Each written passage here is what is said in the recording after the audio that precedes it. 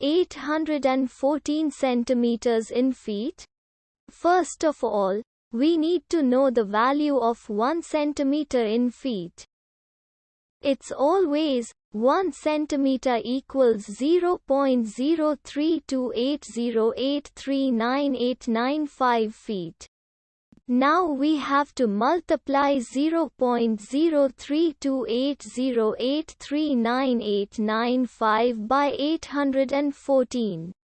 Therefore, 814 centimeters times 0.03280839895 feet equals 26.7060367453 feet.